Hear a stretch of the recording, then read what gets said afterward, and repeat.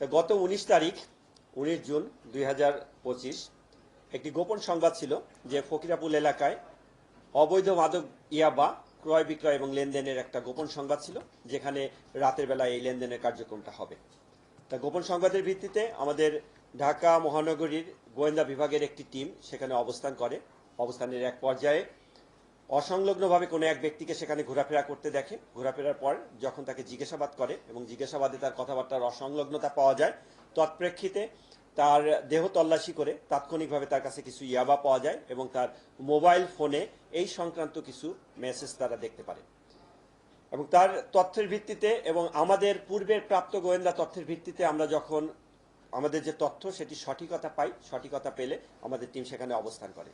অবস্থানের এক পর্যায়ে রাত অনুমান 12টা 30-এর দিকে কালো ব্যাগ নিয়ে আরও দুজন ব্যক্তি যখন সেখানে উপস্থিত হওয়ার এক পর্যায়ে একটি প্রাইভেট কার, আপনার পল্টনের এই দিক থেকে একটি প্রাইভেট কার এসে সেখানে উপস্থিত হয়।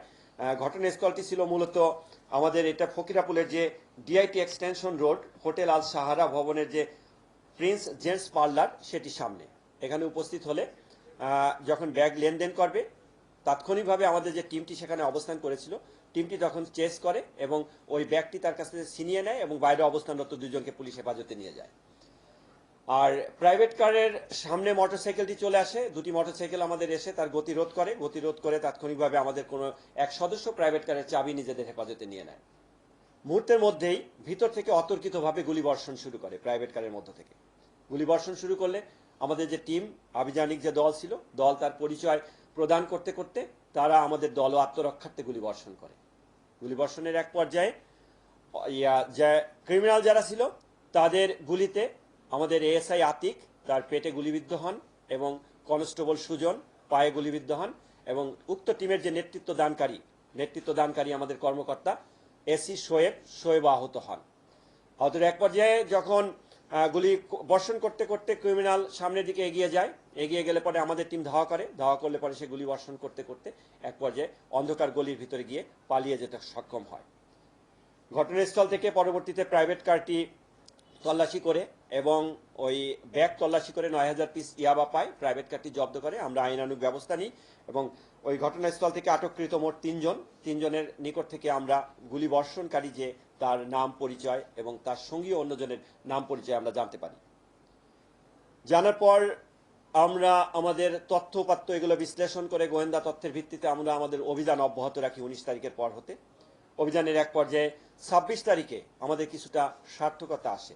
অর্থাৎ 26 তারিখে আমরা বিভিন্ন স্থানে অভিযান পরিচালনা করে আমরা তার চক্রের, অর্থাৎ যে ব্যক্তি গুলি করে তার নাম বাপ্পি, তার চক্রের কিছু সদস্যকে আমরা গ্রেপ্তার করতে সক্ষম হই।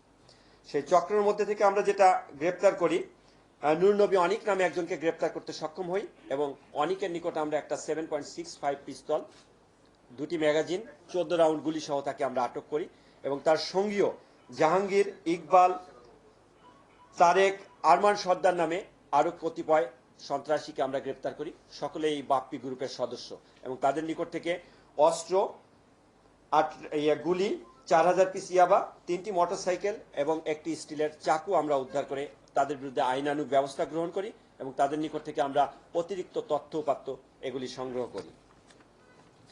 অতঃপর আমাদের অভিযান আমরা অব্যাহত রাখি। অভিযান অব্যাহত রেখে আমরা পুলিশের উপর গুলিবর্ষণকারী যে বাপ্পিকে গ্রেপ্তারের জন্য বাংলাদেশের বিভিন্ন জায়গায় আমরা আমাদের অভিযান পরিচালনা করি।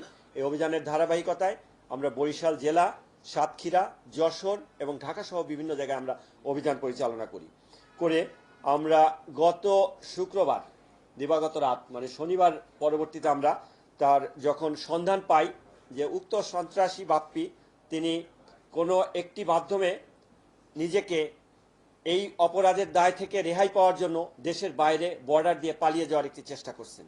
এরকম তথ্যের ভিত্তিতে আমরা তাৎক্ষণিকভাবে যশোর জেলায় আমাদের টিম প্রেরণ করি এবং যশোর জেলার ডিবি পুলিশ সহ আমাদের ডিবি পুলিশ যৌথভাবে আমরা যশোরের ঘোপের মোড় নামে একটি স্থানে রাতের বেলা আমরা সেখানে অপারেশন পরিচালনা করি।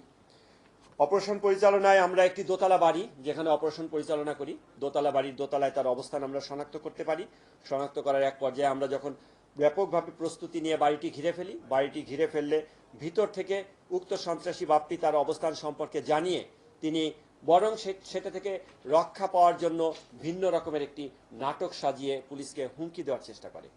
অর্থাৎ তিনি যে বাড়িতে ছিলেন সেই বাড়ি নজরুল নামে এক ব্যক্তির বাড়ি, এবং নজরুলের যে জামাতা রিপনও বাপ্পি গ্রুপের একজন সদস্য, তিনি বাপ্পির সাথে ভিতরে উপস্থিত ছিলেন।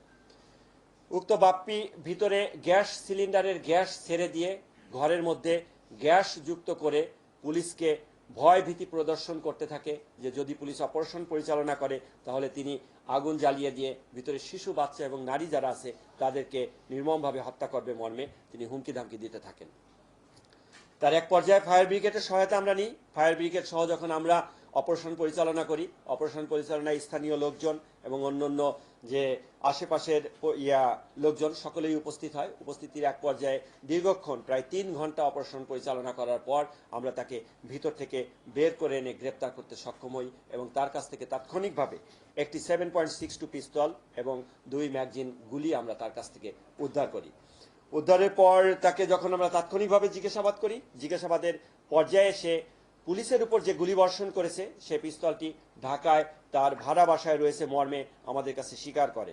স্বীকারের প্রেক্ষিতে আমরা আইনানুগ ব্যবস্থা গ্রহণের নিমিত্তে তাকে সহ ওইখান থেকে তাৎক্ষণিকভাবে আমরা ঢাকা শহরে তার ভাড়া বাসার ডেমরা এলাকায় আমরা অভিযান পরিচালনা করি। অভিযান পরিচালনা করে তার তালাবদ্ধ ঘরের কক্ষতে লকারের মধ্য থেকে আরও 2টি পিস্তল, বিদেশি পিস্তল এবং আরও অধিক সংখ্যক গুলি আমরা উদ্ধার করি। সর্বমোট তার কাছ থেকে 3টি বিদেশি পিস্তল এবং 151 রাউন্ড গুলি উদ্ধার করতে আমরা সক্ষম হই। আর যশোর থেকে যখন তাকে গ্রেপ্তার করি, তার সঙ্গীয় রিপন এবং কামরুল যারা তার সঙ্গে ওই বাড়িতে অবস্থান করেছিল এবং তার দলীয় সদস্য, তাদেরকেও আমরা গ্রেপ্তার করতে সক্ষম হই। তৎপরবর্তী তার বিরুদ্ধে আইনানুগ ব্যবস্থা প্রক্রিয়াধীন রয়েছে, মামলা চলমান রয়েছে। তাকে প্রাথমিক জিজ্ঞাসাবাদে তিনি একজন মাদক ব্যবসায়ী এবং 2010 সাল থেকে তিনি মাদক ব্যবসার সাথে সম্পৃক্ত মর্মে প্রাথমিকভাবে স্বীকার করেন এবং সে 4টি অস্ত্র সহ যে ব্যাপক গুলি এবং তার 25 জনের মতো দলীয় সদস্য রয়েছে যাদের মাধ্যমে বিভিন্ন জায়গায় তিনি মাদক ব্যবসার কারবারিটা করে আসেন, এই মর্মে প্রাথমিকভাবে স্বীকার করেছেন। ইতোপূর্বে তিনি জেল হাজতে ছিলেন মর্মেও আমাদের কাছে স্বীকার করেছেন। অস্ত্র এবং মাদক সহ ইতোপূর্বে পুলিশের হাতে ধরা খেয়ে 4.5 বছরের মতো তিনি জেলে ছিলেন মর্মে স্বীকার করেছেন। তার বিরুদ্ধে একাধিক মামলা রয়েছে। আমাদের এই মামলা সহ মোট আমরা 11টি মামলা তার বিরুদ্ধে পর্যন্ত পেয়েছি। অস্ত্র মাদকের মামলা, তার সঙ্গী অন্যান্যদের বিরুদ্ধেও একাধিক মামলা রয়েছে। তা পরবর্তীতে তাকে আমরা পুলিশের এনে ব্যাপকভাবে জিজ্ঞাসাবাদ করে মূলত মাদকের রুট এবং অস্ত্রের উৎস, গুলি কেনার উৎস বিভিন্ন কিছু আমরা আমাদের এই তদন্তের মাধ্যমে আমরা বের করে আনার চেষ্টা করব। আমাকে ধৈর্য সহকারে শোনার জন্য সকলকে ধন্যবাদ। Thank you.